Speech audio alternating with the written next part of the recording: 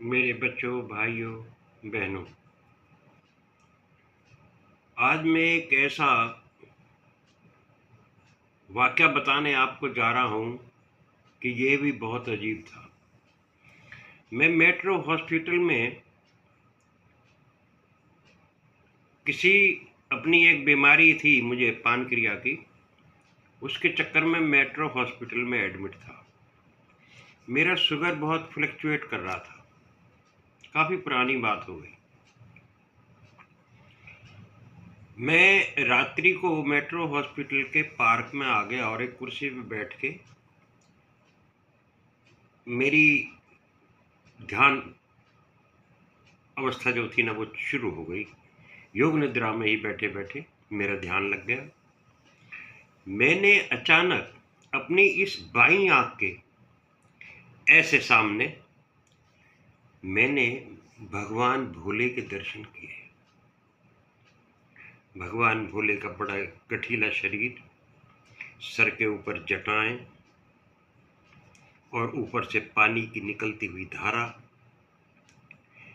उनके बाएं दाएं हाथ में उनके में त्रिशूल और ऊपर डमरू बंधा हुआ था। यह देखकर मैं बहुत मेरे शरीर में रोमांच होने लगा और मैं बड़ा खुश हुआ। बहुत अच्छा लगा मुझे। मैं वहाँ से उठकर इसके बाद खुशी खुशी, और मुझे ऐसा लगा कि जैसे मुझे मेरा शरीर भी बहुत एकदम बिल्कुल ऐसा हो गया जैसे बिल्कुल बीमारी से परे हो गया हूँ मैं धीरे धीरे उठ के वहाँ से अपने रूम की तरफ आया। जैसे ही मैं रूम के पास आया तो मेरे रूम से पहले वाले रूम में एक 30-35 साल का लड़का होगा कोई, बाहर अंदर एक बच्चे के रोने की आवाज आ रही थी और वो खड़ा खड़ा वहां रो रहा था। मैंने बोला, बेटे क्या बात हो गई? मैंने सोचा शायद अंदर का कमरा बंद है, कुछ हादसा हो गया है, ये बाहर रो रहा है। तो उसने कहा, बोला बाबा हमारा बच्चा बहुत बीमार है। वैसे तो हमारी कल की फ्लाइट है, दुबई हम काम करते हैं, मैं भी हूँ और मेरी बीवी भी है। हम यहाँ आए थे अपने पेरेंट्स के पास, लेकिन बच्चा यहाँ जब से आया, जब से इसको उल्टी और दस्त लगे हुए हैं। मेरे पता नहीं भीतर से क्या मुझे आवाज आई कि मैं उस बच्चे को देखूं, और मुझे ऐसा लगा कि मैं इस बच्चे के सर पे हाथ रखूं। तो मैंने उससे कहा, मैं उस बच्चे को देख सकता हूं बेटे? कहने लगा, हाँ बाबा आइए। मेरी दाढ़ी बड़ी हुई थी, जैसी ये इससे भी बड़ी थी, बल्कि मेरी दाढ़ी बड़ी हुई थी। मैं कमरे में अंदर गया। उसकी बेटे की, उसकी घरवाली जो थी, जो बच्चे की मम्मी थी, वो उसके सराहने बैठी हुई थी और उसके बेड के बिल्कुल साथ एक सोफा सा पड़ा हुआ था।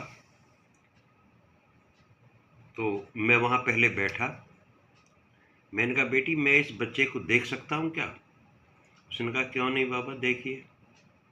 तो क्या तकलीफ है बेटा इसको? कहने लगी, जिसको उल्टी और दस्त लगे हुए और रोता है, बहुत ज़्यादा रो रहा है, बहुत परेशान है। वैसे तो हम कल की हमारी फ़्लाइट, हमारी बुकिंग है, कल चले जाएंगे, लेकिन हम बहुत दुखी हैं, यहाँ आके बहुत पछताए हम। मैं कहा, कोई बात नहीं बेटे, ऐसा होता है।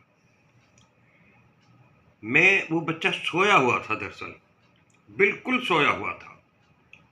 उसको इंजेक्शन दे रखा था, शायद नशे का या जो भी था।